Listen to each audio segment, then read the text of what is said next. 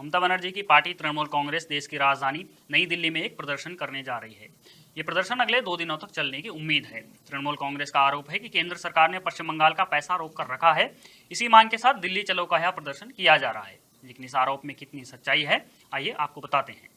दरअसल बीते कुछ वर्षों में पश्चिम बंगाल में केंद्र की सहायता से चलने वाली योजनाओं में गड़बड़ी की बात सामने आई थी। केंद्र सरकार ने जब इसकी जांच करवाई तो ये गड़बड़ियां सही पाई गई। ऐसी ही एक जांच इसी वर्ष फरवरी महीने में की गई, जिसमें सामने आया था कि बंगाल में मनरेगा के तहत बने 15 लाख कार्ड फर्जी हैं। यहाँ तक कि बंगाल में मृत लोगों के भी जॉब कार्ड चल रहे थे। यही कारण था कि केंद्र सरकार ने पश्चिम बंगाल में मनरेगा के लिए धनराशि देना बंद कर दिया था। तब से लगातार कई बार निर्देश दिए जाने के बाद भी पश्चिम बंगाल की तृणमूल सरकार ने इस पर कार्रवाई नहीं की। इसीलिए केंद्र सरकार ने कोई भी धनराशि बंगाल को देने से मना कर दिया। एक आरटीआई कार्यकर्ता ने यह भी जानकारी दी है कि 2019 से 2020 के बीच 1500 मृत लोगों के नाम पर भी पश्चिम बंगाल में लगभग 5 करोड़ रुपए इस मामले में लोगों ने हथिया लिए थे। अब ये अकेला मामला नहीं है जिसमें भारी गड़बड़ियां पाई गई हो। पश्चिम बंगाल में प्राथमिक विद्यालयों में दिए जाने वाले मिड डे मील की धनराशि में भी 100 करोड़ से भी अधिक का घोटाला बीते अप्रैल माह में सामने आया था। इस मामले में भी जांच हुई थी। इसके अतिरिक्त बंगाल में शिक्षक भर्ती घोटाला, म्यूनिसिपल कॉर्पोरेशन में भर्ती घोटाला, गौ तस्करी घोटाला और कोयला घोटाला जैसे मामले भी सामने आ चुके हैं। पूरे पश्चिम बंगाल की अर्थव्यवस्था भ्रष्टाचार के कारण लड़खड़ाई हुई है और फिर भी ममता बनर्जी चाहती हैं कि केंद्र सरकार उनको पैसा भेजते रहे। आखिर किस लिए? तृणमूल कांग्रेस और उसके नेताओं के बैंक अकाउंट भरने के लिए।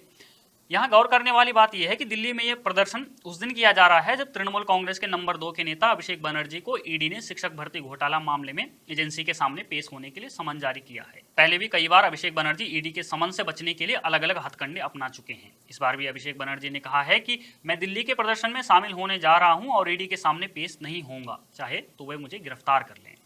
जांच को इस प्रकार प्रभावित करने पर ही कलकत्ता हाईकोर्ट ने हाल ही में पश्चिम बंगाल सरकार की नीयत पर सवाल उठाए थे। दरअसल भर्ती घोटाले की जांच कर रहे एसआईटी सदस्यों पर इधर उधर के आरोप लगाकर पूछताछ के लिए कोलकाता पुलिस के पास भेजा जा रहा था। इस बात का हाईकोर्ट ने संज्ञान लिया और कानून मंत्री को उचित दिशा निर्देश जारी किए। पश्चिम बंगाल की स्थिति ये है और फिर भी दीदी को दिल्ली कूच करने जाना है। बंगाल के लेफ्ट दलों ने तो ये भी आरोप लगाया है कि यह दिल्ली चलो कार्यक्रम भी सरकारी खर्चे पर हो रहा है।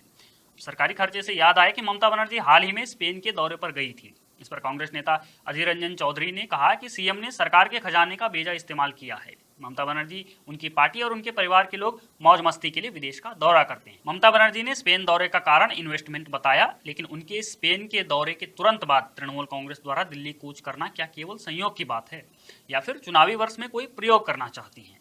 क्या दशकों पुराने बंद और हड़ताल के बंगाल मॉडल को किसी बहाने दिल्ली तक ले जाने का प्रयास हो रहा है?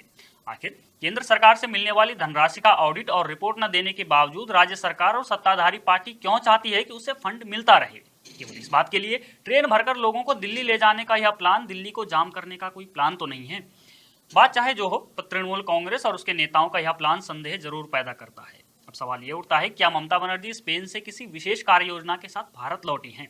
इस बारे में आपका क्या मानना है, हमें कमेंट बॉक्स में जरूर बताएं। बने रहिए हमारे साथ, देखते रहिए द पैम्फलेट।